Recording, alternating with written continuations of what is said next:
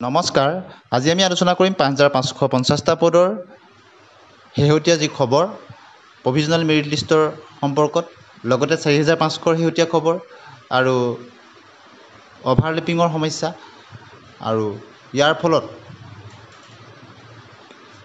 যি শিক্ষক নিযুক্তি হ'বলৈ গৈ আছে তাৰ কাট অফত কেনেধৰণৰ প্ৰভাৱ পৰিব, এই সকলোখিনি কথা আমি আলোচনা কৰিম। ভিডিঅ'টো স্কিপ নকৰাকৈ শেষলৈকে চাব।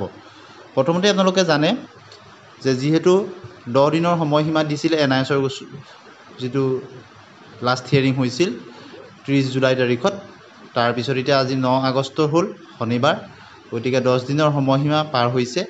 আশা কৰা হৈছে যে অহা সপ্তাহৰ অৰ্থাৎ সোমবাৰ মঙলবাৰ এনেধৰণতে অৰ্থাৎ হিয়াৰিংটো পুনৰ NISৰ হ'ব বুলি আশা কৰা হৈছে। আৰু এই নিৰ্দিষ্ট সময়ৰ ভিতৰতে যদি আগন্তুক 2-3 দিনৰ ভিতৰতে তাৰ হিয়াৰিং হয়, তেতিয়া নিশ্চয় সেই হিয়াৰিংটো যদি ফাইনেল হিয়াৰিং হয় তেতিয়াহ'লে বহুখিনি কথা স্পষ্ট হৈ পৰিব।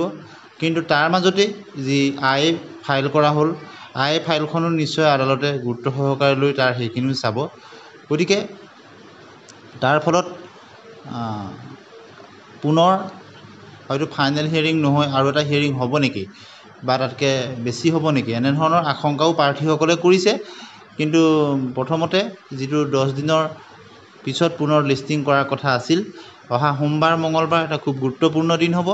আশা কৰা হৈছে যে এই নিৰ্দিষ্ট দিনৰ ভিতৰতে পুনৰ কোৰ্টত লিষ্টিং হ'ব, হিয়াৰিং হ'ব আৰু এটা সুফল আহিব বুলি আশা কৰা হৈছে।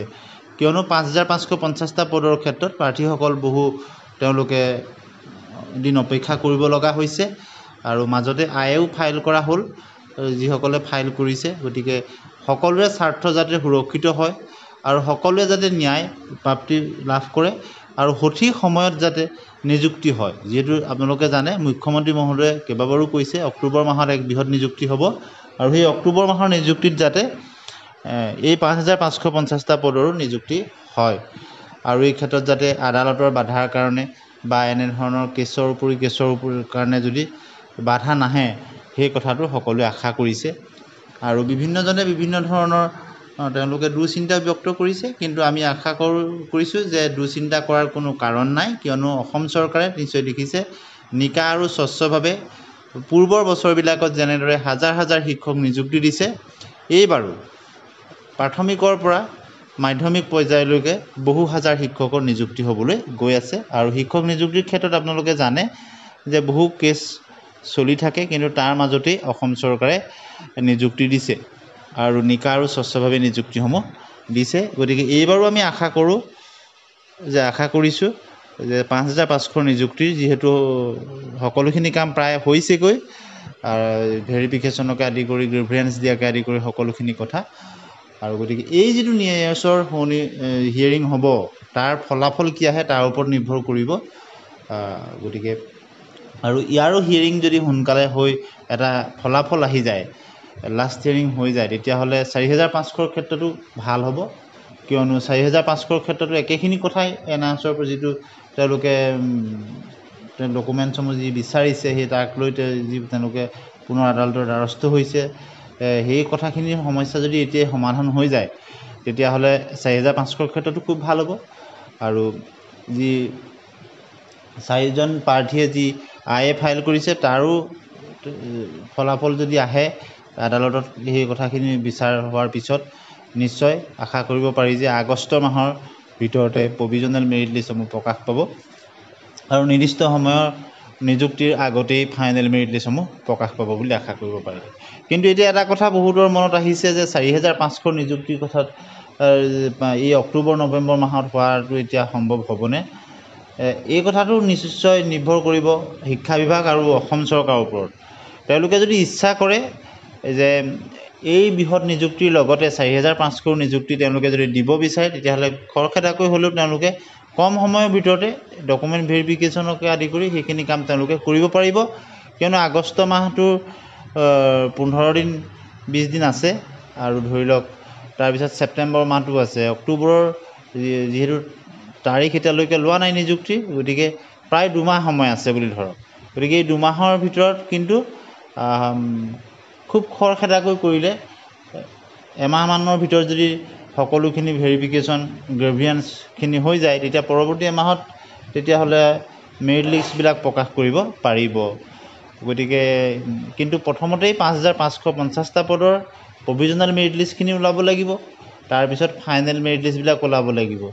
তেতিয়া যি অভাৰলেপিঙৰ সমস্যাটো নোহোৱা হ'ব, আৰু অভাৰলেপিঙৰ সমস্যাটো নোহোৱা হ'লে বহুত কম নম্বৰৰ প্ৰাৰ্থীৰো সুযোগ আহিব। আপোনালোকে জানে তীব্ৰ প্ৰতিযোগিতা হয়, 0.15, 0.05 এনেধৰণৰ কাৰণেও প্ৰাৰ্থী নাপায়, তেওঁলোকৰ নাম নাহে। গতিকে যদি অভাৰলেপ নহয়, এটা পোষ্ট এজন প্ৰাৰ্থীয়ে পায়, যদি এজন প্ৰাৰ্থীয়ে ৩-৪টা পোষ্টত তেওঁলোকৰ নাম নাহে, তেতিয়াহ'লে কিন্তু এই যে পইণ্টৰ কাৰণে এজন প্ৰাৰ্থী বঞ্চিত হৈছিল তেওঁ কিন্তু সুযোগ এটা পাব। গতিকে ৫,৫৫০টা পদৰ ক্ষেত্ৰত এই সকলোখিনি কথা যদি স্পষ্ট হৈ পৰে, তেতিয়াহ'লে তাৰপিছত যদি ৪,৫০০ৰ ভেৰিফিকেশ্যনখিনি আৰম্ভ হয়, তাৰপিছত যদি মেধা তালিকাখিনি ওলায়, পৰ্যায়ক্ৰমে যেতিয়া হ'ব, তেতিয়া কিন্তু অভাৰলেপিঙৰ সমস্যাটো নোহোৱা হ'ব। আৰু কিছু পইণ্টৰ কাৰণে যিসমূহ প্ৰাৰ্থী তেওঁলোক বাদ পৰিব, তেওঁলোকৰ কিন্তু সুযোগ এটা আহিব। কিয়নো বহু প্ৰাৰ্থী তেওঁলোকৰ বয়স গৈছে, আপোনালোকে জানে, কিয়নো বছৰ ধৰি প্ৰাৰ্থীখিনি তেওঁলোকে আবেদন কৰি থাকে, বহুতে চিটেটৰ যোগেদি নম্বৰো বৃদ্ধি কৰিছে, কিন্তু কেতিয়াবা লাক এণ্ড চান্স পইণ্টৰ কাৰণেই প্ৰাৰ্থীজন নাপায়, তেওঁ বয়সৰ একেবাৰে অন্তিম সীমাত আছেগৈ। গতিকে তেনেকুৱা ধৰণৰ কথা আহে। গতিকে যিহেতু আগৰ নিযুক্তিবিলাকত একাডেমিক্সৰ মাৰ্কছ, প্ৰফেচনেল কোৱালিফিকেশ্যনৰ মাৰ্কছসমূহো যোগ কৰি দিয়া হৈছিল। গতিকে সেই কথাত বহু প্ৰতিবাদ হোৱাৰ পাছত অসম চৰকাৰে এটা নতুন পদ্ধতি মতে এইবাৰ প্ৰাথমিক শিক্ষকৰ নিযুক্তি দিবলৈ গৈ আছে। গতিকে এই নিযুক্তিত টেটত যাৰ নম্বৰ ভাল তেওঁলোকৰ এডভান্টেজত থাকিব, আৰু অন্যান্য প্ৰফেচনেল কোৱালিফিকেশ্যন বা একাডেমিকৰ পৰা ৱেইটেজটো কম আছে। অৱশ্যে যিসকলৰ স্পৰ্টছ আৰু কালচাৰেলৰ তেওঁলোকৰ ভেলিড চাৰ্টিফিকেট আছে, তেওঁলোকৰো কিছু এডভান্টেজত তেওঁলোক থাকিব। গতিকে আপোনালোকে নিশ্চয় সেই কথা অৱগত হৈছে, আৰু সদায় আমি পজিটিভ ভাৱৰ কথাবিলাক কওঁ। আপোনালোকৰ যিসকলৰ বয়স আছে নিৰবিচ্ছিন্নভাৱে আপোনালোক লাগি থাকক, আৰু চিটেটৰ যোগেদি নম্বৰ বৃদ্ধি কৰিবলৈ চেষ্টা কৰক। আৰু আদালতৰ দ্বাৰস্থ হোৱা প্ৰাৰ্থীসকল তেওঁলোকেও প্ৰকৃততে ন্যায্য প্ৰাপ্তিৰ কাৰণে যি আদালতত দ্বাৰস্থ হৈছিল, তেওঁলোকৰ যি আকাংক্ষিত ন্যায় তেওঁলোকে পাওক, NISৰ ক্ষেত্ৰতে হওক বা আয়ে ফাইল কৰা প্ৰাৰ্থীসকলৰ ক্ষেত্ৰতে হওক।